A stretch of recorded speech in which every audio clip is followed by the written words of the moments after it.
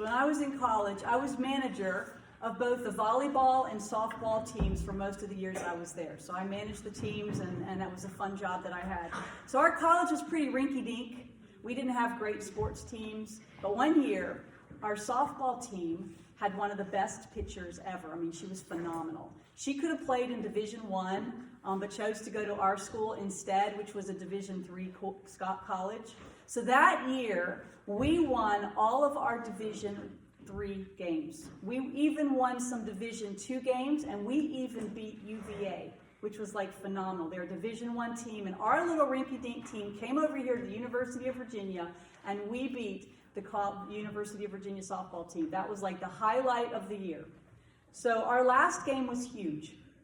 If we won, then we stood the chance of getting into the NCAA tournament, which is the biggest tournament in sports, college sports. It wasn't a done deal because they only selected the top 25 teams, and our team was so rinky-dinky that nobody knew about us, and so, the chances of us getting there are pretty slim. But if we won that last game, we had a really good chance of getting in. So imagine our excitement and joy when we won that game. We won it. We were like on high. We lost only 2 games that whole year. There was no way we would not be chosen in the NCAA tournament. We were the Virginia champs. In Division III. We were sure we were going to get in. We weren't chosen. We were ranked number 26 out of 20, and they only took the top 25 teams. We were devastated. I cannot tell you how sad we felt and how grief, we just walked around in grief for days. We were just like crying. We were so upset because we had worked so hard all season and we didn't. It was a horrible feeling to be so close and yet have the door slammed in our faces. That's a bit how Elijah felt in our story today. From utter joy to utter grief. So the last time I was here was the big miracle story. Elijah went up against 450 prophets of Baal, their God against his God. And of course their God failed. And of course Elijah's God won, right? Fire came crashing down on the altar and it burned up the bull, and then it burned up the wood, and then it burned up the stones, and then it burned up the water, and it was like this crazy huge miracle. And it was so shocking that all the people watching cried out, "The Lord, He is God." Elijah was dancing in front of the altar. It was the biggest victory of his life. Elijah was convinced that this miracle, this was going to change hearts. This was going to turn King Ahab around. Ahab, from this point on, was now going to lead the people in a charge back to Yahweh. They were all going to go back. How could he not? And when the rain clouds came and they saw in the distance the rain coming, Elijah was like, that was it. God was bringing rain. The rains were proof that Yahweh was the one true God. Elijah sent Ahab ahead. Go home because the rains are coming. Get there before the rains come. And then he went running after him with superhuman strength, ability. And I'm sure the whole time he was running, he was singing and praising. He got there to the gates of Jezreel, where the city where Ahab went. He got there before Ahab got there. He's waiting outside the gates, expecting to be invited in with full honors. It's going to be this great ceremony. Ahab's going to welcome him in, and it's going to be this changeover from the worship of the Baals to the worship of Yahweh. But instead, a messenger comes out of the city with a message from Jezebel, Ahab's wife. Basically, you're going to be dead tomorrow. I'm going to kill you. She was going to kill him for killing her 450 Baal prophets. She was out for blood. Has anybody here ever been kicked in the stomach? Like, you know what that feels like when you get kicked in the stomach? You can't breathe. It's get all the wind knocked out of you. It's the most painful thing, and you think you're going to die. That's how Elijah felt at that point. That message from Jezebel was a kick in the stomach. It was just like this kick, this awful. He was doubled over in pain and shock. It was the last thing he expected. He had run a victory lap to Jezreel, singing God's praises, and now he had to turn and run for his life in terror because she was going to kill him. He was going to die. He ran all the way out of Israel left the whole kingdom of Israel. He ran all the way through the kingdom of Judah, all the way down to the very end of Judah, down to Beersheba, which is the last city there. And then he didn't stop there. He headed into the wilderness, where he finally collapsed under a broom tree, which is basically like a desert shrub, out in the middle of the wilderness, desert, whatever. And then he says, "Take my life. I've had enough. Let me die. I'm no better than my fathers. I'm a failure," he said. "There's no reason to live anymore. It's all pointless." He just wanted to die right there. Just, "God, take me. Kill me." It's pretty ironic that he's run all this way in fear of his life, and now he's laying on the broom tree saying, "Kill me, God." So just let Jezebel kill him, but that wasn't in his mindset. He didn't want Jezebel to kill him, but he wanted God to kill him. What's important to note in his little speech is that all he cared about at this point was himself. See how many times he uses the words "I" and "me" in his little speech. See if you can count them. "I've had enough, God. Take my life. I am no better than my ancestors." How many times does he use the word "I" and "me"? Four times. After giving his death speech, he falls asleep, maybe hoping that God would let him die in his sleep under that broom tree. Instead of letting him die, an angel wakes him up, and an angel has been cooking a meal for him right there on making coal on a fire and making nice, warm, delicious bread with a flask of water. There's probably cool water inside that flask. And the angel wakes him up and says, "Eat." And so he eats. How kind of God, taking care of his needs in his utter depression. So he falls back to sleep again, and I don't know how long he slept, probably as long as he needed to sleep. And when he's probably ready to get up, the angel wakes him up again, and there's more food and more drink. And after that, Elijah traveled for 40 days to Mount Horeb, which is also called Mount Sinai. Which, those of you who are Bible scholars, you know that Mount Sinai is where Moses talked to God and got the 10 Commandments. And so Elijah is going to the mountain of Moses, and he went there. It doesn't take 40 days to get from where he was under that broom tree to Mount Horeb. Usually it should take normally 4 to 5 days. So what he did in that 40-day period, I think he just wandered around depressed. I think he had no purpose. Even with the angel caring for him, he just wanted to give up. He's just walking. He's just depressed. You ever been depressed? You're just like, "I just give up. I don't want to live anymore." At the end of his wandering, he ends up on that mountain. He found a cave on the mountain and stayed there through the night.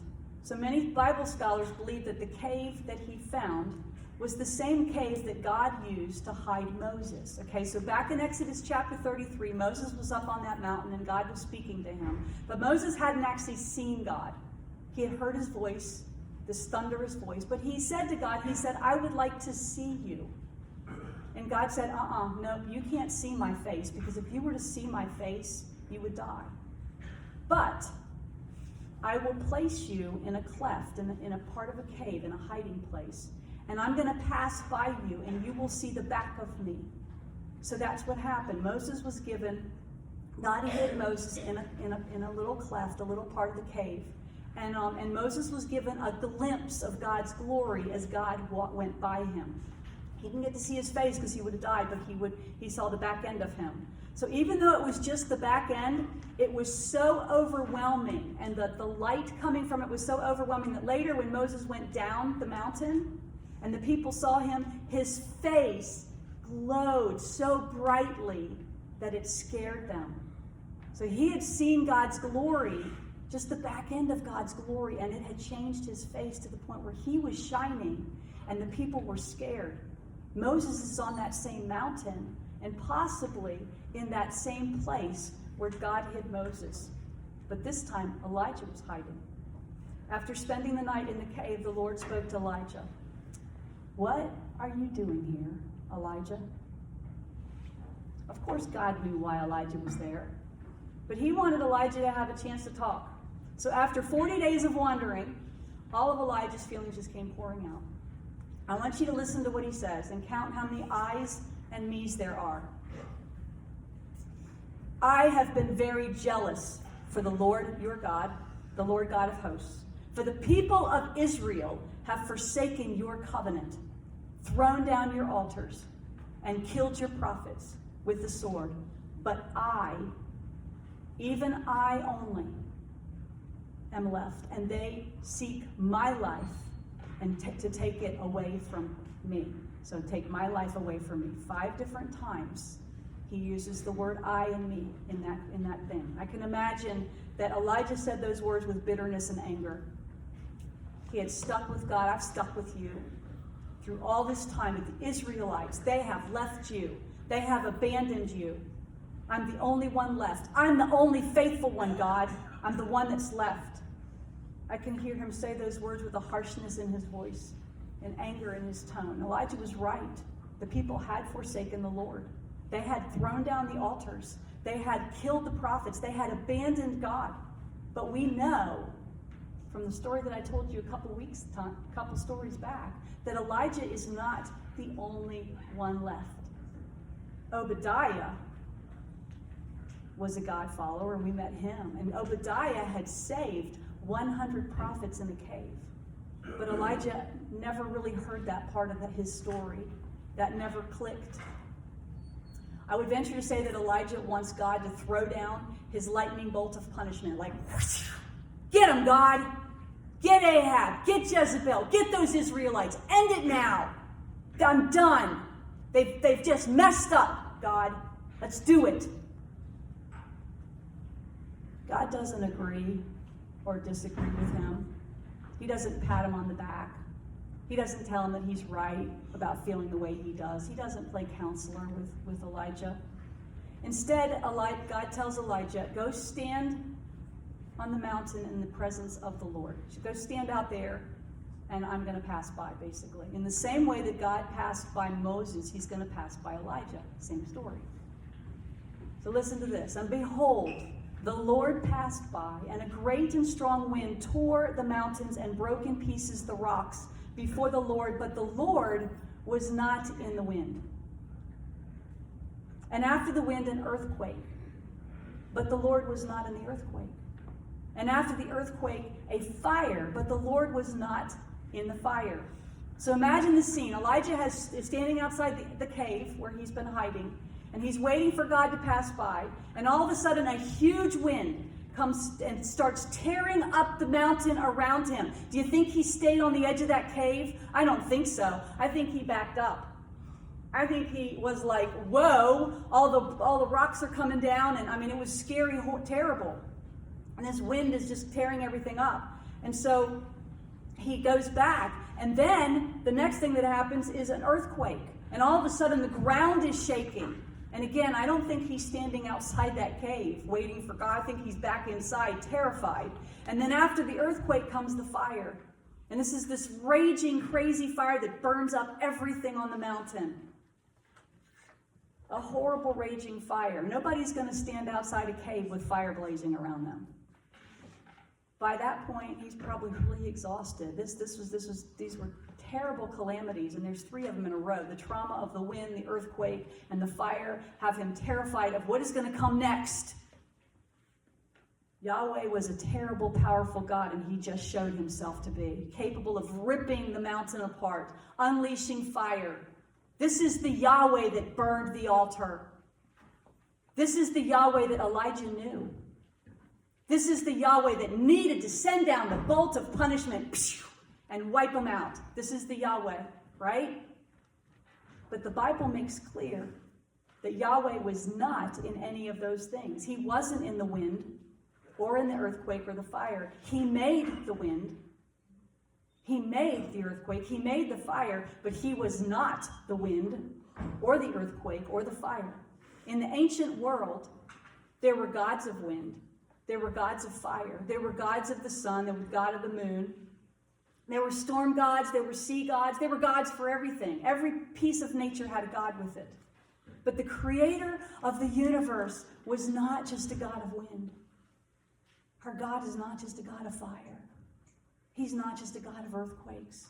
He's a God of it all. He had power over the wind and sea and the storms and earthquakes. He's the one who brought the rain. He's the one who directs the sun to shine. And after the wind and the earthquake and the fire are done, Elijah's alone in that cave, and it was quiet. And he's waiting. And I don't know how long he waited. Probably for a while. God's dramatic. This didn't all just happen in a few seconds. He had been told by God that he was going to pass by, so he waited, bracing himself for more of God's terrible power. Is it going to be hail?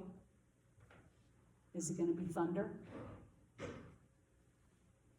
It was a quiet voice, just a whisper,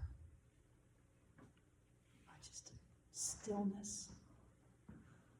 And he's back inside that cave and he hears that whisper. And he takes his cloak and he covers his face, remembering the story of Moses, because that was God. And he covers his face and he goes out of the cave.